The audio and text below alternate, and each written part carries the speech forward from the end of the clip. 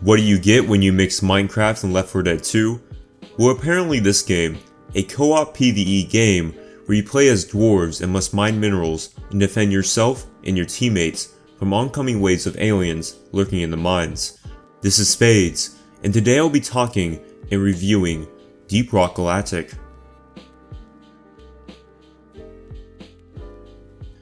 Deep Rock Galactic is kind of a mix between the splunking gameplay from Minecraft mixed with the PvE action from Left 4 Dead 2. You can play as solo or co-op in this game, and you can pick between 4 different classes.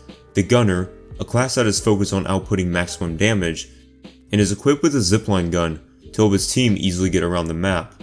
The Scout, that is focused on lighting the area up so he and his teammates can easily see.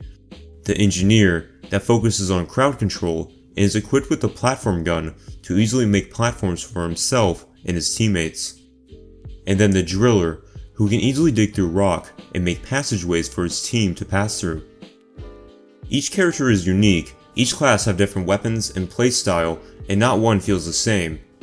After picking a character class, which you can change at any time when in the hub world, you can go on various mining missions, including locating and mining certain minerals, locating eggs to take and deposit, or hunting down bosses.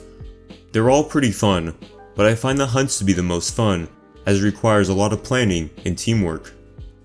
It should also be noted that the caves are randomly generated, so each time you enter a cave, it will be completely different from the last time. The only thing that are the same are the biomes of the caves. The biomes vary from traditional mines, all the way to icy mines and hot magma. A nice touch that I appreciate is that the enemies typing change depending on what biome you're in. For example, if you're in an ice cave, the enemies will do frost damage to you, compared to a magma cave where the enemies will do fire damage.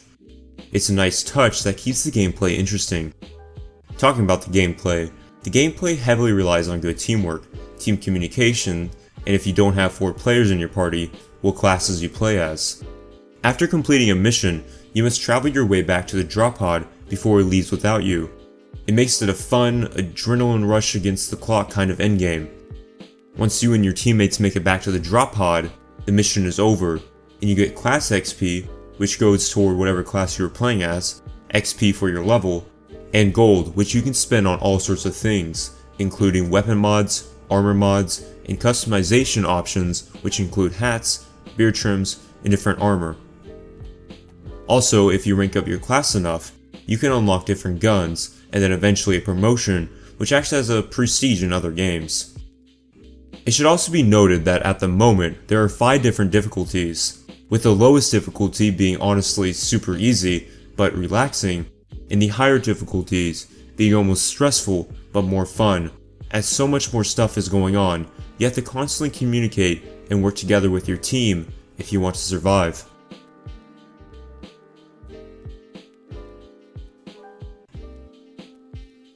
The graphics are downright beautiful. I want to say it's low poly or a form of low poly. There are certainly some stunning scenes that will take your breath away. The aliens you'll be facing off look like the heads from xenomorphs and aliens with spider bodies. Pretty creepy, and they crawl all around the walls and emerge from them in packs to hunt you and your party down. Some tracks range from ambient sounds that are just there, playing in the background, and then when you're battling a swarm or a boss, the soundtrack picks up to keep you on your toes. It flows very well, and there's not one song I hate.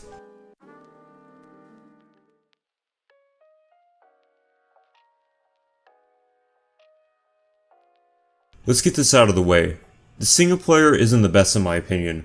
Maybe I got spoiled by playing with friends first before playing solo, but it isn't anywhere as much fun compared to the co-op. This game is a co-op game, and a damn fine one at that. Is the single player horrible?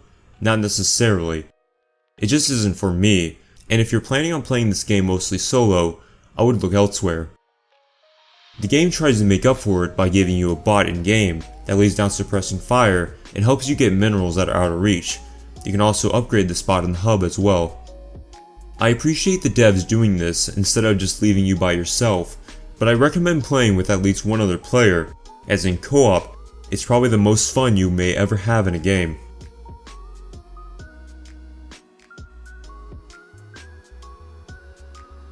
Honestly, this may be one of the most polished early access games I've ever played. Hell, some fully released games are more buggy than this game.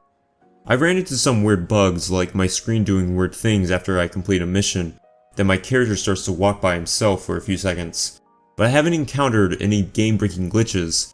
Aside from the glitches, I would recommend to the devs some of the basic stuff that I know they are, or hopefully, are already working on, including more weapon skins, weapons, enemy types, new mission types, and new biomes.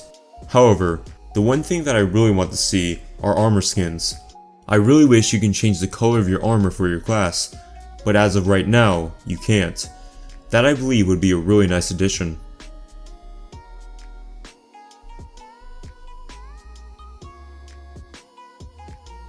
So is Deep Rock Galactic worth it? I would say if you have a couple of buddies willing to play with you, this is the perfect game to pick up. However, if you plan on playing this game mostly solo, I would wait for a sale. By no means is it horrible solo, but I just don't believe this game was intended just for solo play. Considering this game is still in early access, and the devs are making great updates and changes, I can only wait and hope to see what they have in store next. This was Spades, and until next time.